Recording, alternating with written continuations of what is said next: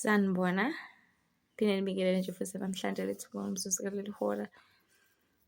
Inkosi bekuthinta nje kakhulu enhliziyweni yami namhlanje ukuthi namanje awumfuni uNkulunkulu, namanje awufuni ukukholwa, namanje awufuni ukusindiswa, namanje awufuni ukubhabhadiswa, namanje usagoloza nalelo bhuluku, namanje usagoloza naleyo make-up, namanje usagoloza nalawo macici, namanje usagoloza ngalo gaxa ngale whatever lo ugoloza ngayo. Kuyabanda, hhayi phela kumele ngibe muhle, usho zonke lezi zinto ayishoyo uzozisola. Ngale kwethuna ukuphenduka, ngale kwethuna ngisho ungahayizwa uyibhuquze phansi. Abaningi bawufisa ngabe beshawa ngenkani, athi engafuna ukuhudula ukuthi lalela siyaya enkonzweni ila siyakhona, athi angifuni namhlanje ukuthi lalela, athi angifuni ukuya emanzini ila siyakhona, athi mina ngifuna ukuzila ukudla lalela. Akukho umuntu ozonambitha la. Ukubona konke bantu baNkulunkulu, uNkulunkulu befisa ukubuza ukuthi namanje awumfuni, esikubeyizele kangaka, wakusindisa kangaka, wadlula ezifweni, wadlula emanyaleni, wadlula kuzona zonke izono odlule kuzona, namanje awumfuni, namanje awunendaba. Beshumayela kwenzeka izinto eziningi, namanje awuboni wena ukuthi wenzela intuba kusizwa wena.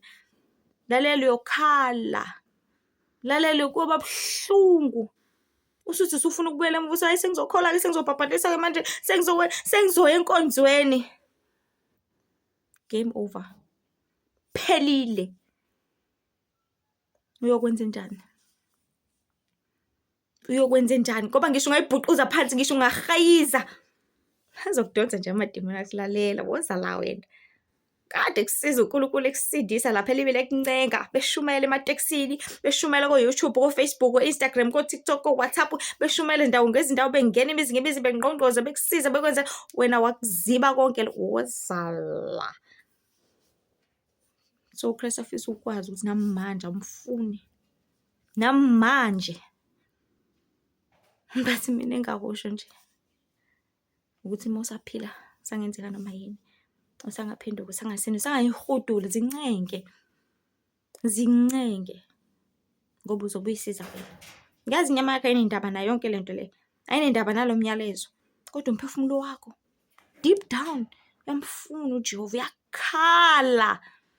That is why abantu sibabona kwizibonelo, sibaphupha athi umuntu ucela usizo, uthi uzama ukukhuluma naye athi awuhlukane nami. Namanje awumfuni uNkulunkulu, awumfuni umnikazi walo mhlaba, awumfuni umnikazi wezulu ozothi mebuya ezokuclaim umhlaba wakhe uzokwenzani ngawe? Oh wena. So abantu baNkulunkulu ezinkulu ezimnandi, indaba zombuso wezulu, yithi bantu phendukani, ngombuso wezulu ususondele. Nihlengo nesindwe sinibhabhadiswe ngokuphela izinto zonke sekufikile, kanti ukufa seduzane kakhulu. Ongakuphuca leli thuba ungaphinde ulithole.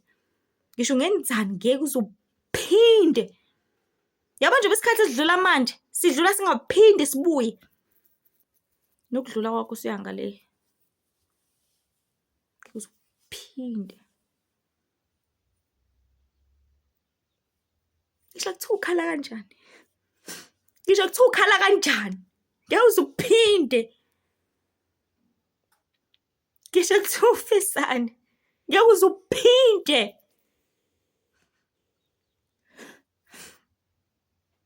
uJesu uyakuthanda kakhulu. Usakunikeza ithuba futhi. Awulideserve, kodwa uyathandwa. Zihudule. Ungazi yohudulwa ngale amadimoni esikhokweni. Zihudule manje. Ngazi unendawo nomndeni wasezulwini, but uzofunda ukuthanda, kube nokuthula. Ngiyazi uyabhora. Ngiyamajina nje indlela wakubhora ngayo emkhumbini for years. Libe lehlele imvula ingafiki. Kokubhora. Nasenkonzweni kuyabhora nje amanje. Endaweni kaNkulunkulu kuyabhora nje amanje. Kumnandi bumnandini. Kodwa ubunandi bakhona hawuloko kwesikhashana. Ezinkulu ezimnandi indaba zombuso wezulu, sizobantu phendukani. Ngombuso wezulu susondene, ihlengo nesindwe sinibhabhadise. Ukuphela izinto zonke sekufikile, ukufa seduzane kakhulu. Ezinye inkundla zokuxhumana, TikTok Lehle Ithemba, Facebook Lehle Ithemba Mzobe, Instagram Lihle Themba went with I Mzobe, YouTube Lihle Themba Mzobe. Kasibe nani Nkosi, sibekele ke lihle igama likaSijesu manje ziyaphatha. Amen.